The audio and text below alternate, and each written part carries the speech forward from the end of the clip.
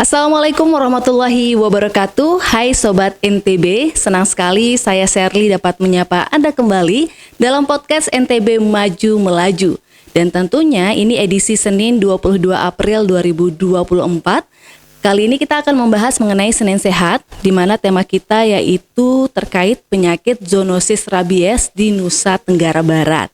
Tentunya untuk membahas tema ini, Sherly tidak sendiri bersama dengan narasumber yang ahli di bidangnya ya.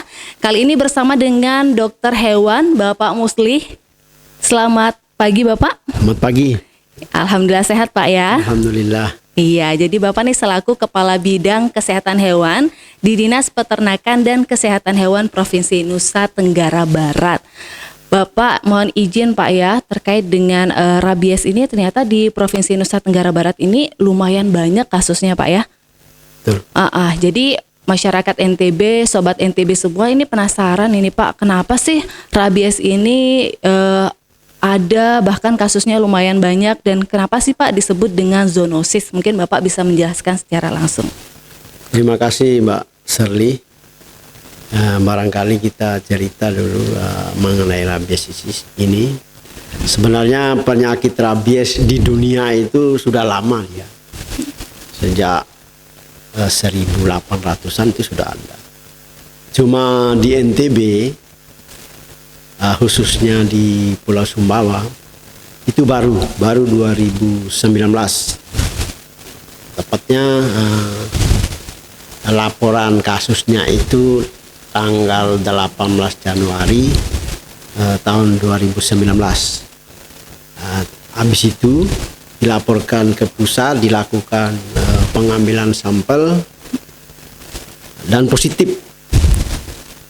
Akhirnya keluarlah SK Menteri Pertanian bahwa NTB khususnya Pulau Sumbawa merupakan daerah tertular rabies. Yang sebenarnya secara historis kita itu tidak ada rabies itu. Iya. Itu paling aman di Indonesia ini. NTB termasuk daerah yang bebas rabies. Jadi sejak itulah mulai ada rabies. Iya Pak, kenapa di tahun 2019 ini itu ada rabies, dan sebenarnya kondisi apa sih yang mengharuskan masyarakat kita itu, ini kan rabies ini terkait dengan hewan anjing, kucing dan juga kera Pak ya. Itu gimana sih kondisinya pada saat itu Pak? Mungkin bisa diceritakan. Jadi begini, sebelum kita lanjut dengan pertanyaan Mbak Sherly, saya mau menjelaskan dulu rabies. Rabies itu penyakit hewan yang disebabkan oleh virus. Iya. Disebut penyakit zoonosis. Kenapa disebut zoonosis? Karena dia bisa menular dari hewan ke manusia atau sebaliknya dari manusia ke hewan. Jadi memang banyak penyakit itu yang asalnya hewan, seperti flu burung, bahkan kemarin COVID itu kan asalnya dari hewan juga, virusnya dari kelelawar. Jadi sejarah masuknya rabies di NTB itu, kita kan di Pulau Sumbawa itu kan banyak ladang jagung. Petani itu butuh penjaga dari babi hutan. Jadi itulah yang awal mula sehingga harga anjing itu naik di sana. Jadi karena harganya naik, ada orang-orang yang misalnya bawa dari luar di daerah tertular. Bahwa kebetulan bawanya tidak resmi, yang dibawa itu sudah kena kasus, akhirnya muncullah kasus. Karena anjing yang kena rabies tidak bisa kita lihat kasat mata dia itu bahwa sudah digigit, bahwa di dalam tubuhnya ada rabies atau tidak. Dia tahunya nanti kalau sudah muncul gejala. Kalau sudah muncul gejala, pasti mati. Dari 12 hari sampai 14 itu pasti mati dia. Anjing maupun orang yang digigit. Jadi makanya jangan sampai ada muncul gejala. Iya. Itu proses penularannya itu seperti apa sih Pak? Kalau misalkan ada hewan yang terkena rabies ke manusia itu bagaimana itu Pak? Kalau ke manusianya itu pasti dengan gigitan. Gigitan itu. Kalau anjing, kenapa data di kita itu 99%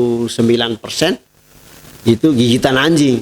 Kalau kucing ada sih Satu data dia, bukan kucing itu kalau data di kita itu enggak gigit, dia cakar. Tapi kalau cakar ada peluang juga kena rabies di kukunya kan. Nah, jadi ketika digigit orang itu, misalnya dia gigit di ujung kaki. Nah, nanti di kaki itu masuk virus itu lewat air liur hewan penular anjing itu. Nah, masuk terus berjalan, nanti dia jalannya virus itu tidak lewat pembuluh darah, dia lewat saraf nanti ke tulang belakang, lisum tulang belakang naik ke otak. Kalau sudah sampai otak tidak bisa sembuh. Tapi kalau belum sampai otak harus di VAR, harus divaksin itu orang itu.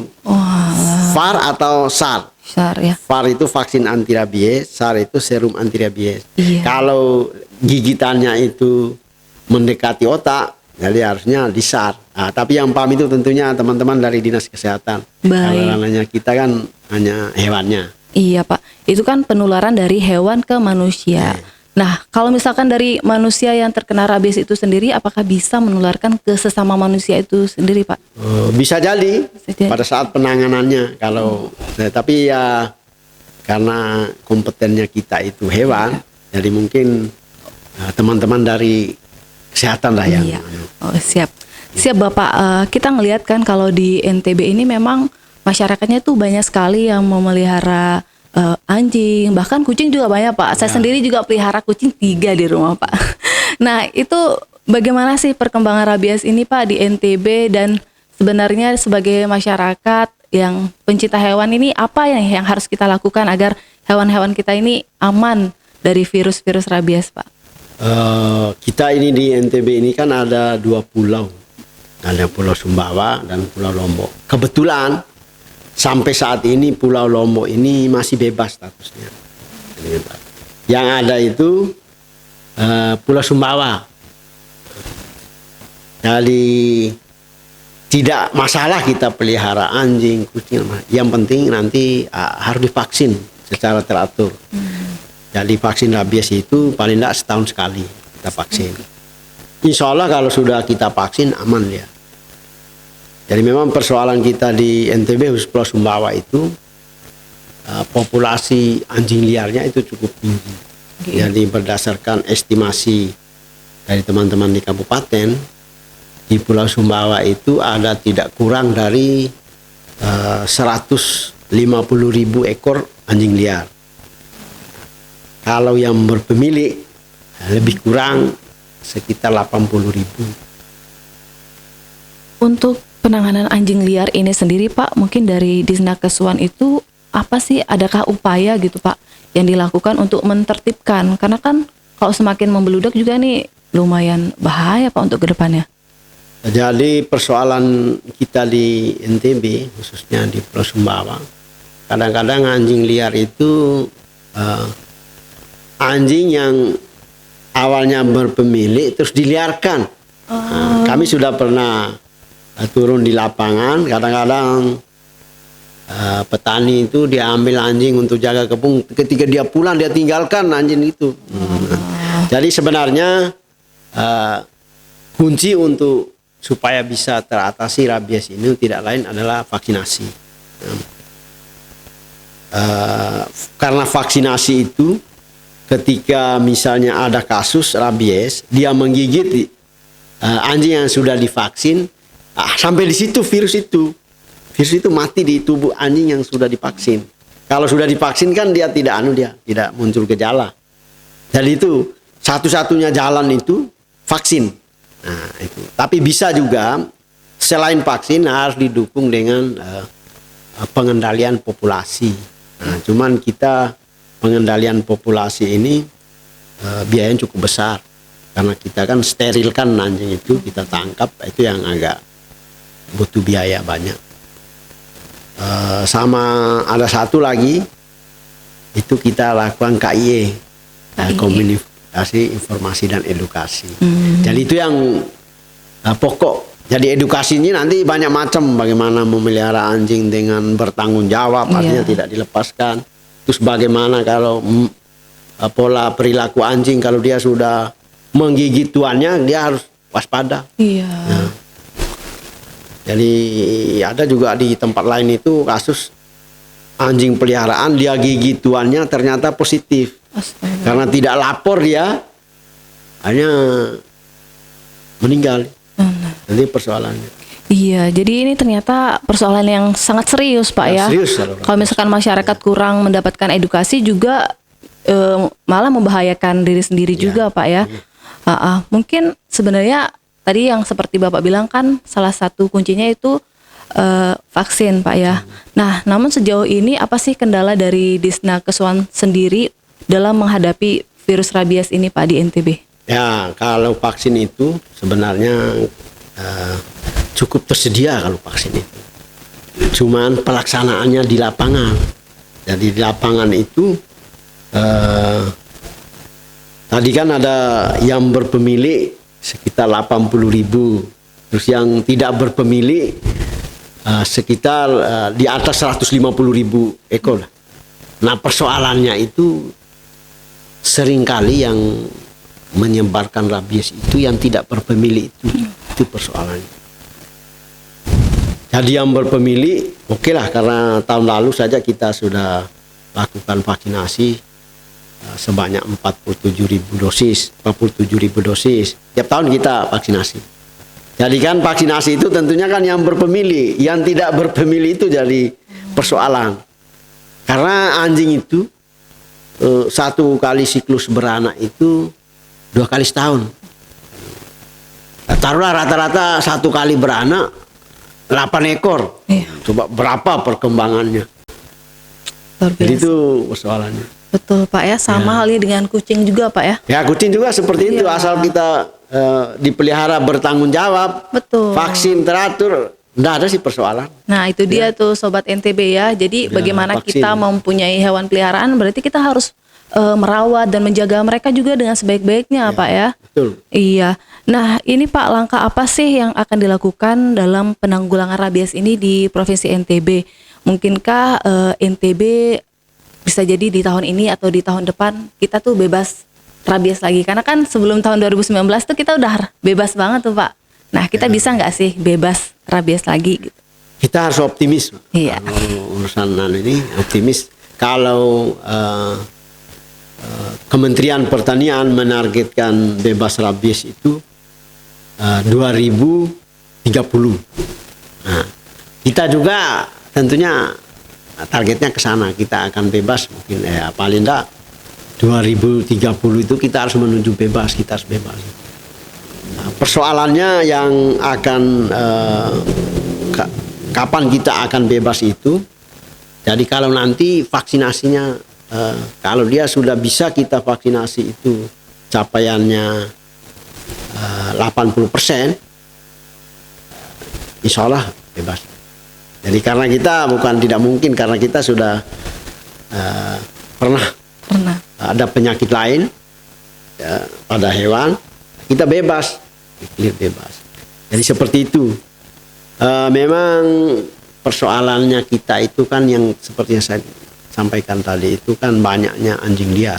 Nanti tentunya langkah-langkah yang dilakukan peternakan itu yang pasti itu vaksinasi. Bagaimana capaian itu bisa mendekati 80%, walaupun tidak 80% capaian vaksinasi khusus HPR, hewan penular rabies. Terus yang kedua edukasi itu penyuluhan.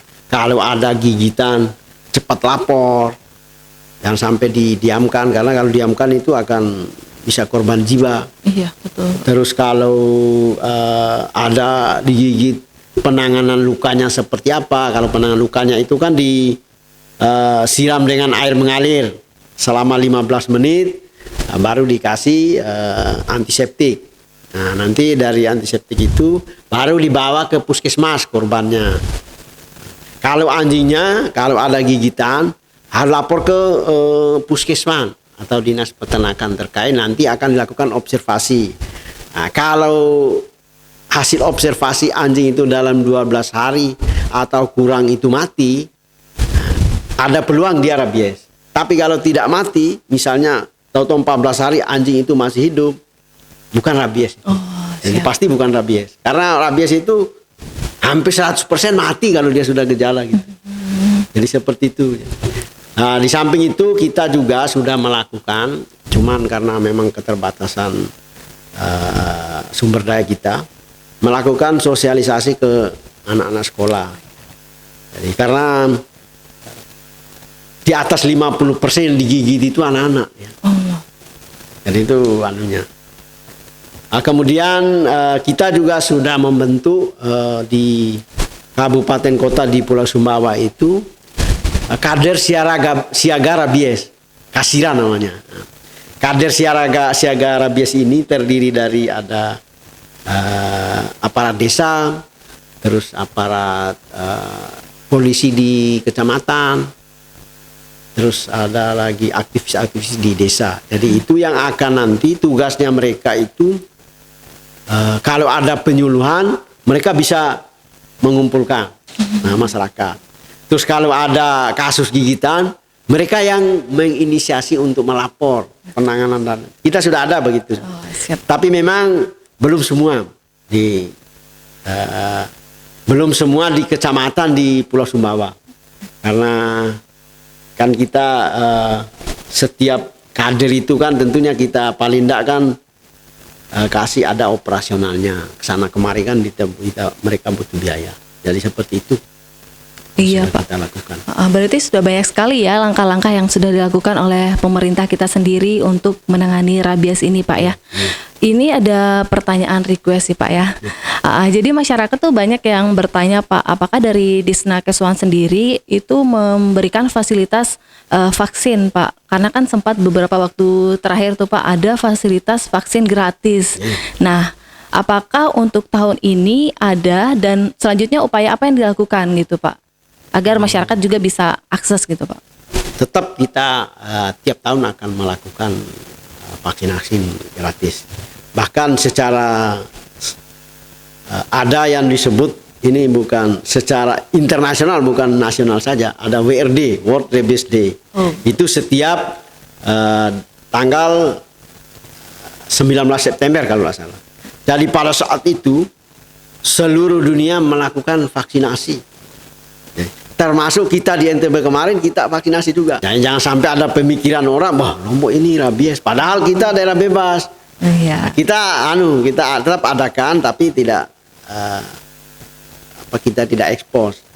Tetap kita tiap tahun pasti kita adakan walaupun Pulau Lombok ini belum ada, kita adakan juga vaksinasi rabies gratis. Jadi anjing kucing itu tetap kita dapat tahun kemarin itu sekitar lebih dari 600 ekor dalam 3 hari kita lakukan vaksinasi serentak di Pulau Sumbawa, apalagi tetap kita dan tidak dipungut biaya.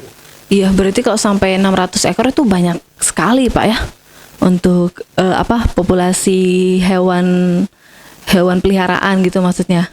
Banyak. Di Pulau Lombok apalagi. Pulau Lombok banyak, ribuan. Cuman yang harapan kita itu kan begitu tadi, ada kesadaran dari masyarakat bahwa peliharalah anjing ataupun kucing secara bertanggung jawab. Nah, bagaimana pemeliharaan secara bertanggung jawab itu? Kita kasih makan dengan baik, kita vaksin, kan tugasnya cuma bawa saja vaksin atau panggil petugas nanti datang disuntik. Jadi pemerintah akan selalu mensupport khusus vaksin rabies ini. Benar sekali Pak, apalagi daerah kita ini daerah wisata Pak ya. Jadi bagaimana agar para wisatawan datang ke Lombok ini juga merasa aman dan tentram, tentunya dengan adanya hewan-hewan yang sehat juga ya. Baik Sobat NTB Maju Melaju, senang sekali karena pada hari ini banyak sekali informasi yang kita dapatkan ya. Dan sekarang kami persilakan kepada Bapak untuk memberikan closing statement nih untuk Sobat NTB semua yang ada di rumah. Terima kasih